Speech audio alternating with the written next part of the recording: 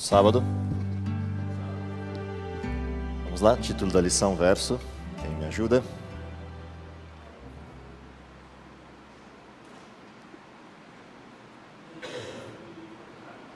Jesus e o livro de Apocalipse, verso.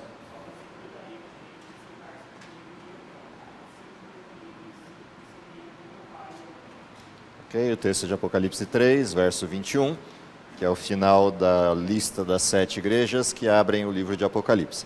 Antes da gente discutir a lição, vamos para os objetivos. O que a gente tinha para aprender, o que a gente tinha como sentimento resultante desse aprendizado e a nossa prática prevista para essa semana. Então, quem puder me ajudar, se quiser ajudar, porque você tentou 3 vezes e ele não deixou, abre lá, objetivos da lição, depois da lição de sexta-feira, finalzinho aí da lição. Nesse primeiro quadrinho que você tem em cinza aí, deve ter 3 objetivos. O primeiro deles é conhecimento. O que a gente tinha para aprender, o que tinha para saber.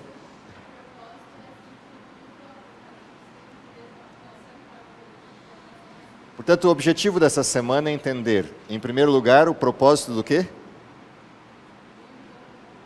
Para que serve esse livro? E que mais? Como é que no centro do plano da salvação, Cristo aparece e, consequentemente, como é que no centro do livro de Apocalipse, ou o fio condutor do livro de Apocalipse, é a pessoa de Cristo. Esse é o tema da lição dessa semana, esse é o objetivo do estudo da lição dessa semana. É encontrar Jesus dentro do texto e entender o propósito desse livro na sua estruturação. Como é que o livro foi organizado e por que organizado assim. Segundo objetivo é qual o sentimento que deveria resultar dessa percepção, desse conhecimento.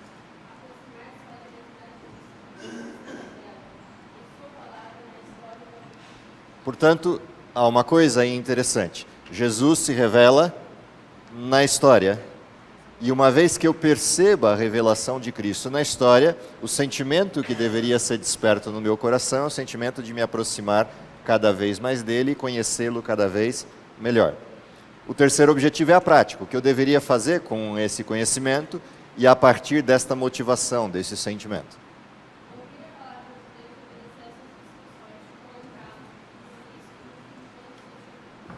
Duas coisas importantes aí. Primeiro, se eu compreendi quem é Cristo, eu deveria assumir um modelo prático de vida de buscar a palavra de Deus. Por uma razão simples, a palavra de Deus é Cristo, o verbo de Deus ou a palavra de Deus. Seja a palavra no sentido escrito, que é a revelação de Cristo e seu ministério. Seja a palavra no sentido vivo, que é a própria pessoa de Cristo, a essência prática daquele que encontrou Cristo e o conheceu, é desejar se aproximar dele, desejar viver com ele, desejar priorizar a vida a partir dele. Por isso essa referência, coloque a palavra de Deus no início e no fim de tudo. O que, aliás, é um trocadilho com a lição, porque a lição abre a apresentação de Jesus como sendo o alfa e o ômega, a primeira e a última letras do alfabeto grego. Portanto, é um trocadilho, esse objetivo é uma apresentação de uma referência que a própria lição vai fazer de quem é Jesus. Posto isso, vamos ao texto, vamos à sequência, aquilo que aprendemos durante a semana. A primeira coisa a olhar para a semana, que a gente foi convidado a olhar durante essa semana, é a estrutura do livro de Apocalipse, como é que esse livro está organizado. E a estrutura é muito simples, embora o livro seja bastante complexo, no sentido da forma como ele está organizado, o texto e a apresentação que ele tem da simbologia, e mesmo a sua estrutura de referências ao Velho Testamento, mas a estrutura básica do livro é bem simples, ela é muito parecida com o livro de Daniel e foi o que a gente viu essa semana. A primeira parte do livro de Apocalipse é aquilo que poderíamos considerar da parte histórica do livro, e a segunda parte do livro de Apocalipse é o que chamaríamos de parte profética, porém com uma diferença do texto de Daniel. O que para Daniel era a parte histórica é a história de Daniel em Babilônia. O que para Apocalipse é a parte histórica é a história desse mundo, até os nossos dias, ou até o tempo do fim, ou o fim do tempo do fim. Por que é importante perceber essa diferença? Porque a primeira parte do livro de Apocalipse também é simbólica, diferente da de Daniel, que é simplesmente histórica. É um relato das histórias de Daniel em Babilônia. Em Apocalipse isso não é tão simples. toda a primeira parte do livro de Apocalipse ela é apresentada em referência simbólica, embora haja textos ali descricionais com literalidade, mas a essência da primeira parte e da segunda parte de Apocalipse são textos simbólicos. A maior parte do livro é assim. Portanto, apesar de ser considerado uma parte histórica do livro, porque em nosso contexto é um olhar para trás, tudo que está até a metade do capítulo 13 de Apocalipse, no sentido mais robusto, é um olhar para trás, embora no final do capítulo 3 de Apocalipse, principalmente a última igreja, você está olhando para frente. Na abordagem final do capítulo 5 de Apocalipse, você está olhando para frente. Na abordagem final do capítulo 1, você está olhando para frente na história, mas a essência do texto de capítulo 1 ao 13 é história. A segunda metade é da nossa história para frente, ou seja, o que de 1798 ou 1844 para frente acontece no desenho histórico. Então é um olhar diferente de referência, é um olhar para frente do nosso tempo. Por que é legal observar isso no livro? Porque é a partir da história que se cumpriu que eu tenho certeza da história que ainda está por se cumprir. É porque 13 partes do livro de Apocalipse já se cumpriram que eu posso acreditar sem medo de que as outras partes do livro, as outras 9 partes do livro, vão se cumprir. É esse olhar robusto de uma revisão histórica que o livro traz, que me permite olhar para frente com segurança de que aquilo vai acontecer. Lembrando que quando o texto foi escrito, ele era profético. Porque quando João escreve o texto, aquela história inteira está por acontecer. As 7 igrejas estão por se desenrolar, o desenho histórico inteiro dos 7 selos está por abrir, o desenho inteiro das 7 trombetas estão por se desenvolver, e todas as perspectivas da besta, do falso profeta, do fechamento do santuário, da queda das pragas e da vinda de Cristo, tudo isso, em relação ao autor, é tudo para frente. Portanto, o livro inteiro é profecia, sob essa perspectiva. Mas o que o autor da lição tenta trazer à tona para nós, não é a perspectiva de João, mas é a nossa perspectiva. Então, o livro sendo olhado pela perspectiva de quem o lê no tempo do fim, metade dele é história, metade dele é profecia. Que outra coisa importante há no livro, quando a gente olha a sua estrutura? Você vai perceber que o livro ele tem uma visão cíclica, espiral da história. Ou seja, a mesma história vai sendo repetida várias vezes. Então, se você lê o capítulo 2 e 3 e as 7 igrejas, você tem a mesma referência histórica que um pouquinho à frente, no capítulo 6 e 7, você vai ter com os 7 selos, que um pouquinho mais à frente você vai ter com os capítulos 8, 9, 10 e 11, com a visão da abertura das trombetas e depois o fechamento do último selo, ou a abertura do último selo. Ou seja, o livro vai numa espiral crescente, mostrando em detalhes cada vez maiores a história que o livro repete. Isso é igual a Daniel. Capítulo 2, capítulo 7, capítulo 8 e capítulo 9 de Daniel apresentam uma espiral semelhante e depois uma espiral aberta, que é o capítulo 12, fechando o texto pela perspectiva do céu. Uma outra coisa curiosa do livro de Apocalipse é que ele é a continuidade de Daniel. Onde Daniel parou, o livro de Apocalipse retoma a história. A primeira parte do livro de Apocalipse revê todas as profecias de Daniel. A segunda parte do livro de Apocalipse pega onde Daniel parou e continua. Daniel para no tempo do fim, com uma bem-aventurança àqueles que chegassem aos 1335 dias ou ao tempo de 1844 no calendário histórico. Essa bem-aventurança é exatamente a referência que abre o capítulo 13, a segunda parte de Apocalipse, que é a demonstração de quem viveria nesse tempo da bem-aventurança de Daniel 12. E, portanto, os dois livros se ligam um ao outro. Diga.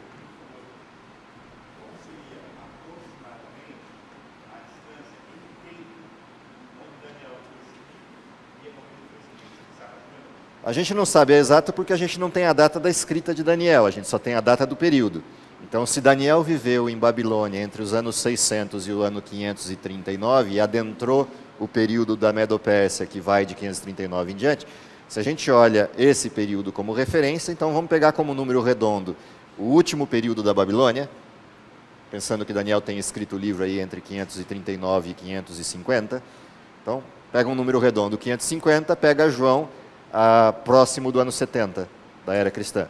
Faz a continha, 620 anos. Okay? Então, número redondo, 600 anos de distância entre um e outro. Okay? Essa é mais ou menos a situação que você vai ver na escrita do livro. Tanto um quanto o outro estão antecipando a história em algumas centenas de anos e, em alguns casos da profecia, em alguns milhares de anos. Tá? Se a gente olhar Daniel, 2.300 tardes e manhãs, 2.300 anos. Se a gente olhar pela perspectiva de João, a antecipação disso se dá com 1.700 anos de história.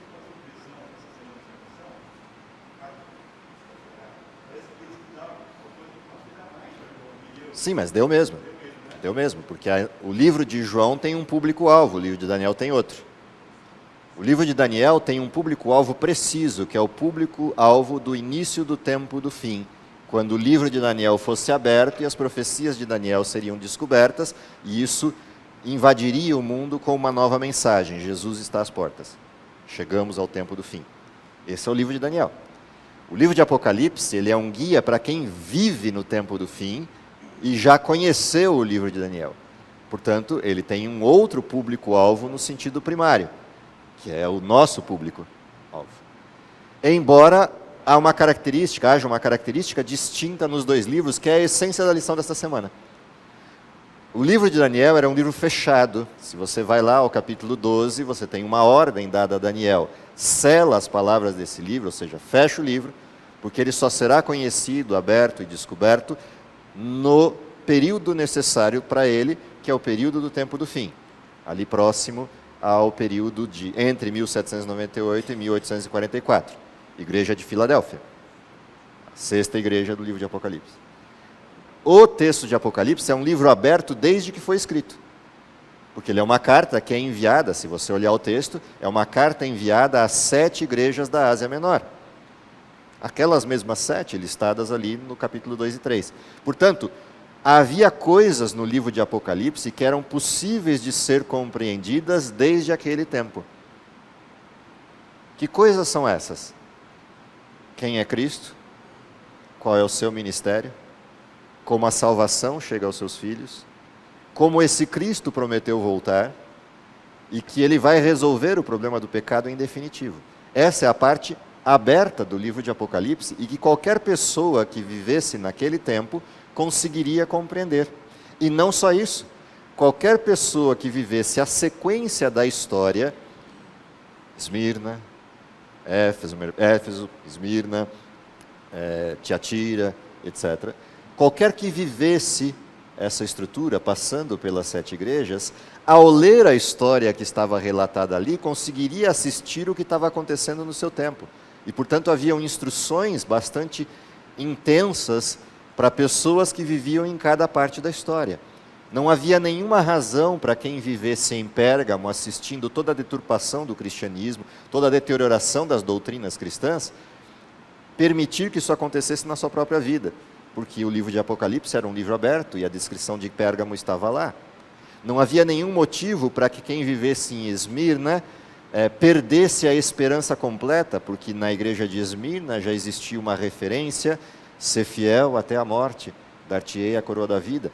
A promessa e a verdade sobre cada tempo da história estava aberta, transparente para cada um daqueles elementos históricos que pudessem recebê-la. Diga.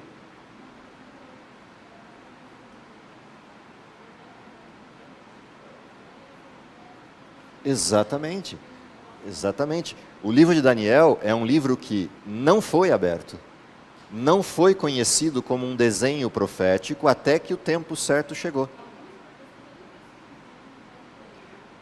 Daniel viu profecia se cumprindo no tempo dele no que diz respeito aos reinos, porque essa era a parte histórica que está na primeira parte do livro. Mas a segunda parte do livro, que descreve principalmente as profecias do tempo do fim, eram impossíveis de serem compreendidas naquele tempo. E não foram dadas para serem compreendidas naquele tempo. Há só uma profecia no livro de Daniel que é dada para compreensão no seu tempo, de forma direta. Essa profecia é o capítulo 9 de Daniel, que curiosamente é a única profecia que o povo de Israel abandonou. Tanto abandonou que os únicos que assistiram ao cumprimento dessa profecia foram magos do Oriente que, vendo uma estrela no céu, baixam da biblioteca persa o livro de Daniel, olham a profecia e seguem a referência. Vai nascer o príncipe que estava prometido. Vamos até lá para ver quem é.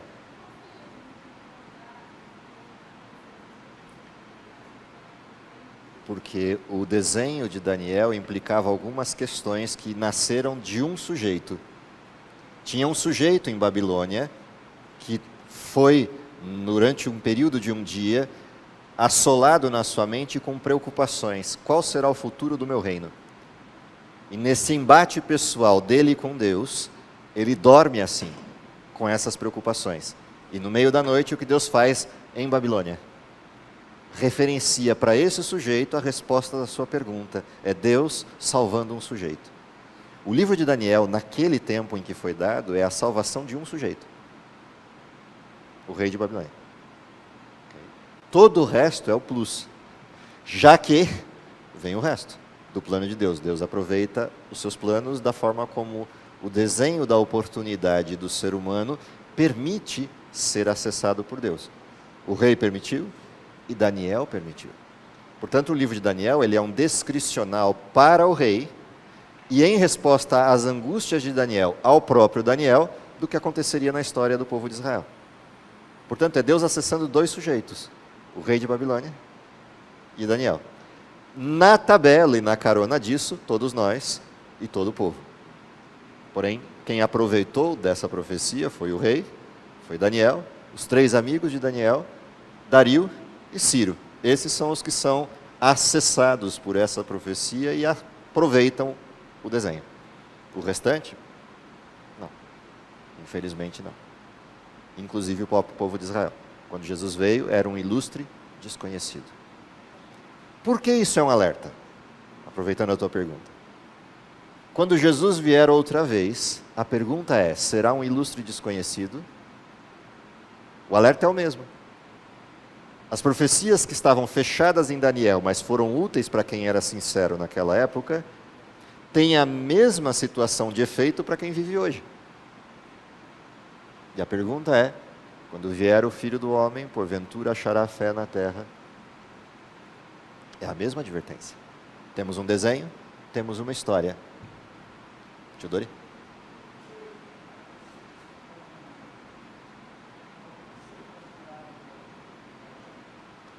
Porque algumas pessoas são contrárias ao livro de Daniel, pelo mesmo motivo que algumas pessoas são contrárias à Bíblia, são contrárias à fé, são contrárias a uma porção de coisas. O livro de Daniel e o livro de Apocalipse juntos, principalmente, constituem o que a gente chamaria de a prova do crime. Eu atestar que alguém escreveu 600 anos antes de Cristo, toda a história do mundo dos próximos 2.900 anos, 2.100 anos, perdão, é no mínimo curioso. Se a gente olhar por essa perspectiva. Se a gente observar que essa perspectiva confirma a tese de Isaías, eu sou um Deus e não há outro, Isaías 46, eu sou um Deus e não há outro semelhante a mim, aquele que anuncia o fim desde o princípio, aquele cujo conselho é firme e certeiro. Se a gente olhar para Daniel e Apocalipse, eles constituem juntos a prova do crime. Não é à toa que se você vai às referências que Ellen White faz ao livro de Daniel e Apocalipse enquanto necessidade de estudo, olha as referências. Ela diz, esses 2 livros deveriam ser o centro de atenção e estudo para quem vive nesse tempo. Além de ela nos pontuar de que a gente deveria meditar a cada dia naquilo que representou o sacrifício de Cristo, principalmente a sua última semana na Terra, ela também referencia que como estudo, não contemplação, os 2 livros base para este tempo e que deveriam manter o povo de Deus fiel é o estudo profundo de Daniel e Apocalipse, constante. Porque eles referenciam a história, eles me colocam na linha do tempo, eles me dão sentido e propósito, eles me referenciam a esperança e me dão a certeza de que eu posso confiar num Deus que nunca abandonou a história. Sempre conduziu a história. Portanto, não é sem motivo que esses livros se tornam o alvo direto de qualquer crítica. O livro de Apocalipse se torna o alvo da crítica porque se diz é um livro impossível de entender e quem o estuda fica louco. Quem tiver origem católica tem exatamente essa referência do livro de Apocalipse. É só lembrar da história quem teve origem católica na família. Não se abre o livro. As pessoas têm medo de abrir o livro. Aliás, se você abrir o livro de Apocalipse acidentalmente, fecha rápido, porque ele é um livro prejudicial. É assim que a gente cresce vendo. Já o livro de Daniel tem uma crítica diferente, é uma crítica mais elaborada. Daniel é um livro escrito pós-facto. É um livro escrito lá para frente no cristianismo, que deram um apelido como se fosse Daniel, mas ele foi escrito lá pelo 2º ou 3º século, depois que os reinos já tivessem feito. Ótimo, mesmo que fosse, fica muito difícil dizer que o livro de Daniel foi escrito depois de 1200, depois de 1300, depois de 1400 ou depois de 1700. Portanto, mesmo que eu dissesse que o livro de Daniel fosse um livro tardio, escrito no tempo dos apóstolos ou logo depois deles, ainda assim seria muito difícil explicar Daniel 7:8, porque Daniel 7:8 continuariam sendo pré-fato com 1000 anos de antecedência. Ou seja, é uma crítica sem sentido, é uma crítica sem fundamento. Críticas essas que começam a morrer quando você vai para a arqueologia e começa a perceber que há referências bastante robustas desses textos. Então, de novo, o motivo é o mesmo. O que o livro de Apocalipse revela e que é distinto, para a gente ir para os finalmente do desenho. Uma vez que a estrutura é essa, qual é o centro do livro?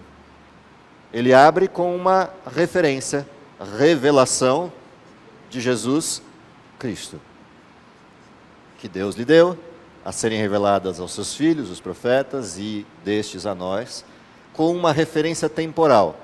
O tempo está próximo. Portanto, o livro de Apocalipse é a virada de página. Cristo já morreu. E se Cristo já morreu, a história mudou seu curso. E se mudou seu curso, a história abre agora para frente de todos, e o texto faz referência a isso na lição, uma porta. Que porta é essa?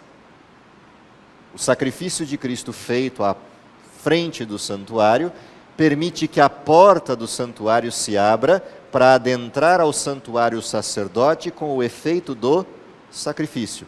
Apocalipse capítulo 4. O templo está aberto e se vê dentro do templo uma necessidade. Qual é a necessidade do capítulo 4 e 5 de Apocalipse? O capítulo 4 apresenta uma referência do céu. O templo aberto e se vê dentro dele tudo o que existe. Alguém é convidado para esse templo, o apóstolo João. E é curioso porque ele é convidado para esse templo em que tempo da história? Quando você vê o capítulo 5 é que você descobre que tempo é esse.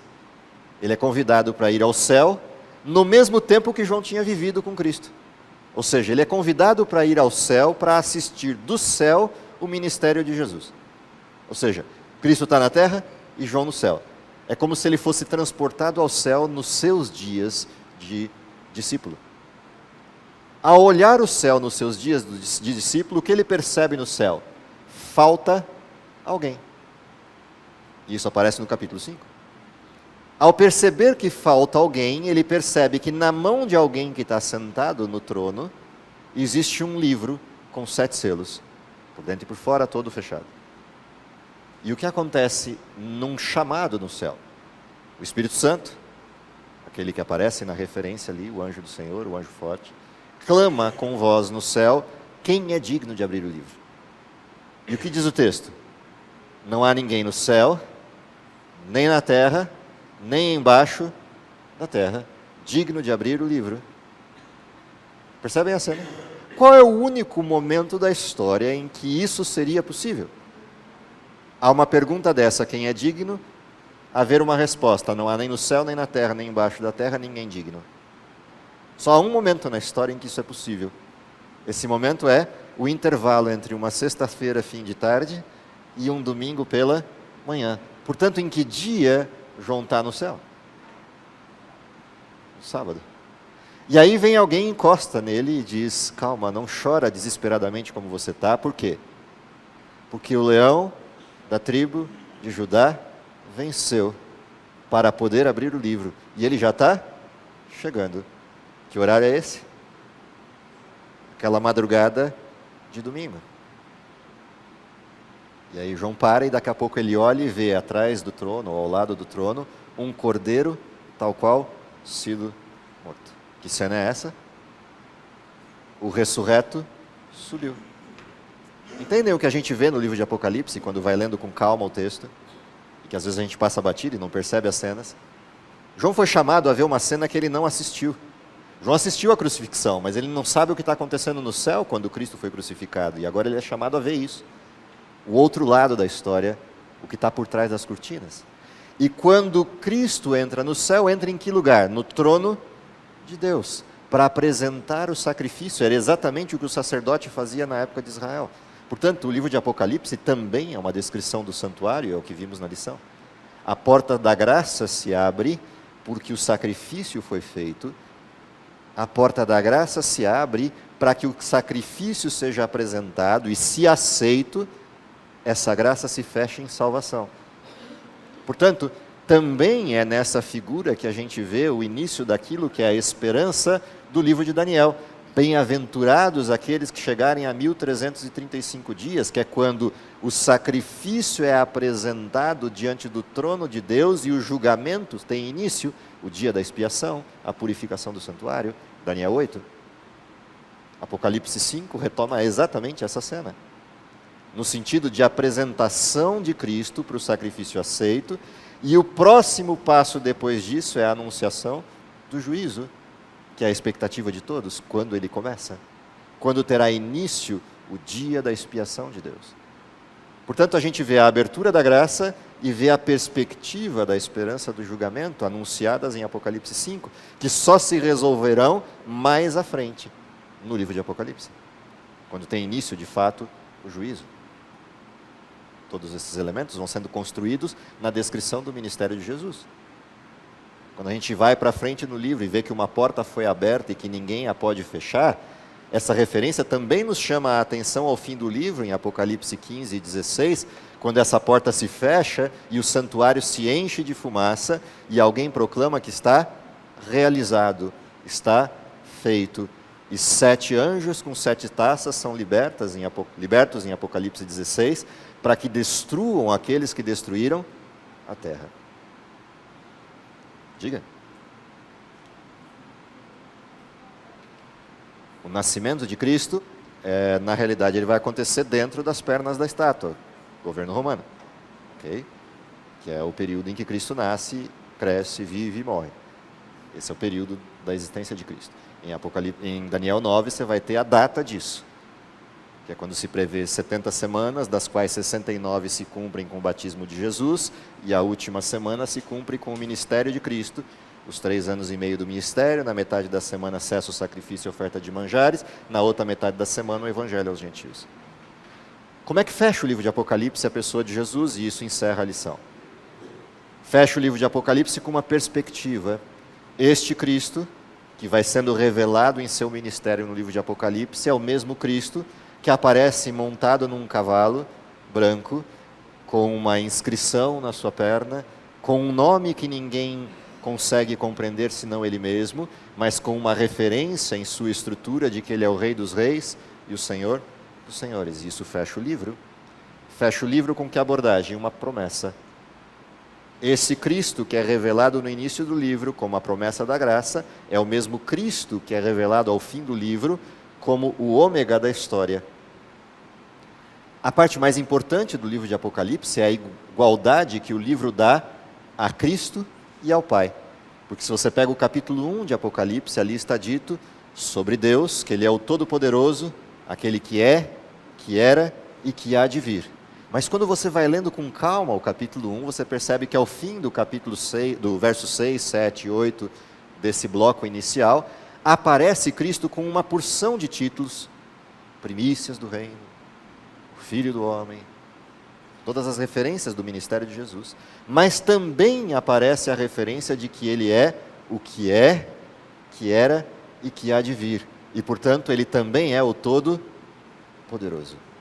Quando você fecha o livro de Apocalipse, no capítulo 22 do livro, lá no finzinho do bloco, você vai ver Jesus com essa mesma titulação, o primeiro e o último, o Alfa e o Ômega, mas também aquele que é, que era e que há de vir, aquele que é o Todo-Poderoso. Isso é muito importante porque João sempre teve a preocupação, seja no Evangelho ou no livro de Apocalipse, de mostrar a divindade do Cristo, apesar de ser o Cristo que se fez homem. Ele nunca deixou de ser Deus, como jamais deixará de ser. Nunca perdeu sua condição de Deus, como jamais perderá sua condição de Deus, mesmo guardando para uma referência eterna a forma que um dia assumiu. Jesus nunca deixou e nunca deixará de ser Deus, o Todo-Poderoso, o que rege e regerá as nações com cetro de ferro. Portanto, o livro de Apocalipse é o que nos traz a centralidade de quem é o Cristo para nós e quem é o Cristo para a história e quem é o Cristo para o universo. E é esse livro que nos permite a perspectiva correta desse Jesus, que ao mesmo tempo é Salvador e amigo, ao mesmo tempo é humano e irmão, mas ao mesmo tempo é nosso Criador e nosso Pai.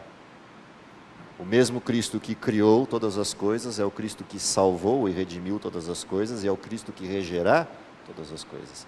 E é o mesmo Cristo que em Apocalipse 21 e 22 se assenta à destra do Pai, regendo o universo.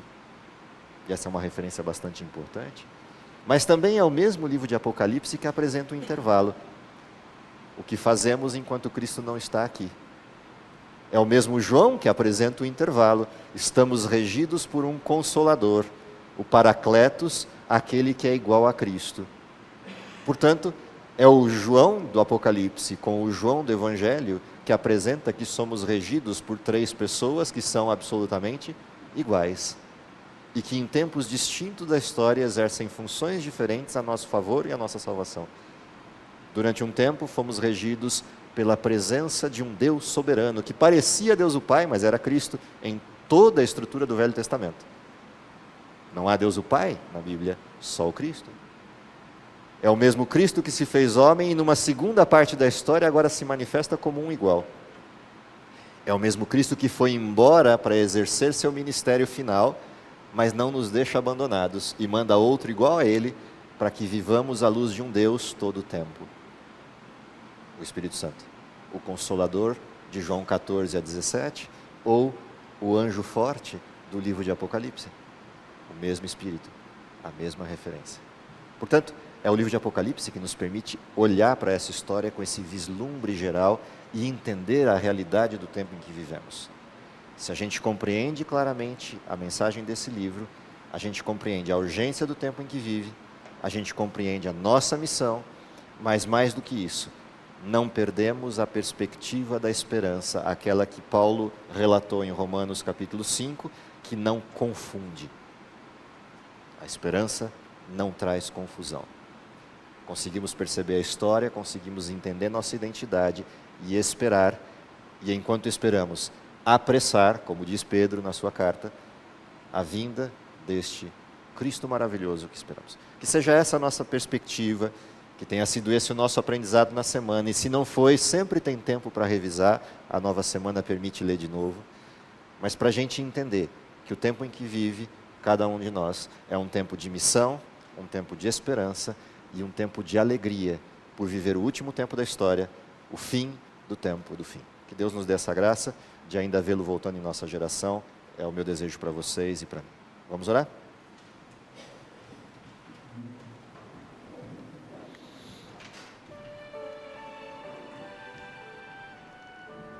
Querido Pai que está nos céus, te agradecemos pelo dom da vida, pela oportunidade que temos de viver num tempo tão precioso da história, principalmente pela oportunidade que temos de ter esses dois livros abertos e disponíveis ao nosso estudo, o livro de Daniel e o livro de Apocalipse. Dá, Senhor, que pela iluminação do Teu Santo Espírito possamos compreender as mensagens desse livro, entender nosso papel em cada uma dessas perspectivas e, principalmente, apressarmos a Tua vinda com o nosso trabalho, com a nossa missão, com o nosso exemplo cristão. Perdoa os nossos pecados, prepara-nos para o Teu reino, é o que lhe pedimos por Jesus. Amém.